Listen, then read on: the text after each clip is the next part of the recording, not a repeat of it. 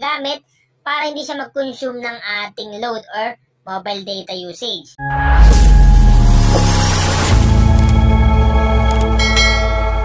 Ngayon guys, may tuturo ako sa inyong napakalupit na tricks. So tricks to guys kung paano makatipid sa ating mobile data usage. Kung tayo ay nag-load lang ng mga promo katulad ng Go50, Go90, Go50, or kahit ano pa man yung promo na yan, syempre guys, tinitipid natin yan. Kasi nga, once na maubos yan, hindi na tayo makapag-internet using mobile data. Ngayon may tuturo kasi yung paraan para kahit pa paano is makatipid talaga tayo sa pag-consume ng data usage natin. Meron ako ituturong dalawang paraan para makatipid tayo. So unahin ko muna guys yung nasa settings ng ating cellphone. Ngayon pag hindi nyo mahanap sa settings yung ituturo ko ngayon, may papadownload ako sa inyo mamaya na application. So una natin gagawin guys, sa settings muna tayo. Hanapin natin yung settings sa ating cellphone. Once na makita na natin yung settings, click lang natin. Ngayon guys, pag dito na tayo sa settings, hanapin natin dito yung SIM card and mobile network. Or sa ibang device nakalagay dual SIM or mobile data.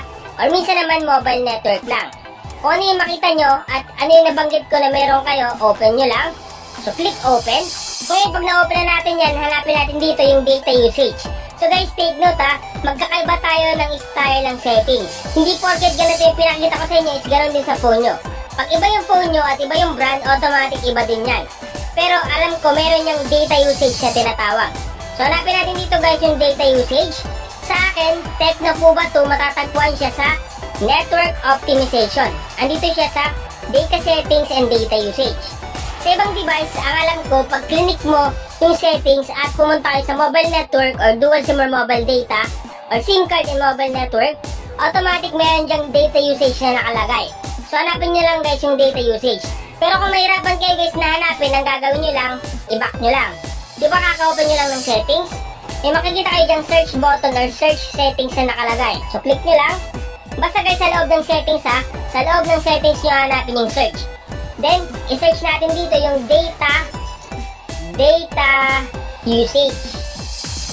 Yan guys, yung i-search natin, data usage. Kung makita nyo guys, sa pangatlo siya nakalagay dito, data settings and data usage. Ngayon guys, pag nakita nyo na, tap nyo lang. Once na matap nyo na, automatic dito kayo mapupunta. So naka-highlight na yan, ang gagawin lang natin, tap lang natin. Then automatic, andito na tayo sa data usage or data manager ng phone natin.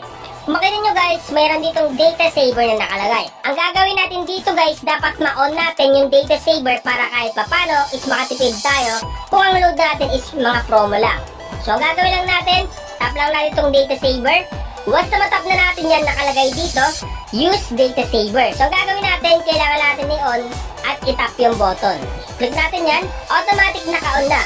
Ngayon guys, para makita natin kung ano lang yung naka-on na application and system app, ang gagawin natin, tap lang natin itong unrestricted data. Click natin yan. Once na maklik na natin yan, dito tayo mapupunta. So makikita nyo dito yung mga application at mga system apps. At kung mapapansin nyo guys, lahat yan naka-turn off. Maliban sa may mga system apps talaga na kailangan i-turn on katulad ng carrier services. Kasi nga, kailangan yun ng cellphone natin. So, ibig sabihin guys, pag naka-turn off, hindi yan nagkukonsume ng battery.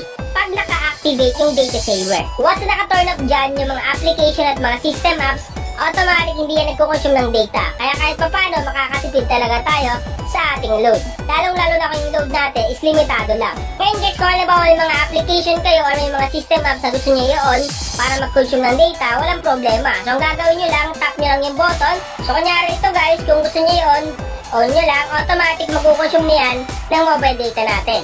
Pero guys, kung halimbawa ayaw nyo, i-turn off nyo lang. Take note guys gagana lang ito pag naka-on yung data saver mode. Yung sinasabi kong data saver mode is yung inactivate natin na use data saver. Ngayon guys, paano naman kung wala kayo nito? Or paano kung hindi nyo mahanap talaga sa settings, kahit naman nyo hinanap, or kahit na-search nyo na sa search bar or search engine ng settings sa phone nyo, ang gagawin nyo lang guys, mag-download lang kayo ng application na ituturo ko. Kung in case man na hindi nyo talaga mahanap doon sa ating settings. So ang gagawin natin, pumunta lang tayo sa Play Store. Hanapin natin dito yung Play Store guys. So once na makita nyo na yung Play Store, click lang natin. So ito yun, tap lang natin. Once nandito na kayo sa Play Store, ito na yung search nyo. Yung Internet Guard. Once na ma-download nyo na na-install, open nyo lang. So pag na-open nyo na, ito yung makikita nyo dito. Ayan yung logo ng dashboard nya. Then may button dyan, yung tatlo dyan. Una yung apps, show log, and Pro features. So dito tayo sa may apps. Pero bago tayo mag-click sa apps, kailangan muna natin i-activate or i-turn on dito yung button sa baba. Kung mapapansin naka-off yan, dapat i-on natin. So tap natin yan. Once na matap mo yan, lalabas yan. Internet guards, ang gagawin mo lang is pwede mong don't ask again, piliin mo dito or click mo lang dito sa may baba. Then pag naka-on na, sunod natin gagawin is i-click mo lang dito yung apps. Ngayon, once na maklik mo na dito yung apps, lalabas din yung mga application na nakasave sa inyong device. So katulad nyan, lumabas sa akin. Ngayon, para makatipid tayo sa mobile data, ang gagawin nyo lang is piliin nyo lang dyan yung application na sa tingin nyo is hindi nyo ginagamit para hindi siya mag-consume ng ating load or mobile data usage. For example, itong AI Live, so kunyari lang kunyari, ayaw mo mag-consume yan ng data. Once na bukas yung inyong mobile data, i-click mo lang dito yung parang triangle dyan or yun yung mobile data logo. Pag click mo yan, automatic ganyan yung magiging tsura. Pag ganyan, hindi niya yan mag-consume ng mobile data usage kahit na bukas yung ating mobile data. At kung halimbawa, yung inyong ginagamit naman sa internet is naka-wifi kayo or packet wifi, syempre mobile data pa rin yan. Kung halimbawa naka-register yan sa promo, ang gagawin nyo lang, halimbawa nakakunik kayo sa packet wifi, piliin nyo lang dito yung parang wifi logo dyan. Click nyo lang, automatic hindi na rin yan magkukonsume ng mobile data usage at makakatipid talaga kayo sa inyong promo na load or mobile data. Okay? So sana nakatulong tong vlog ko ngayon.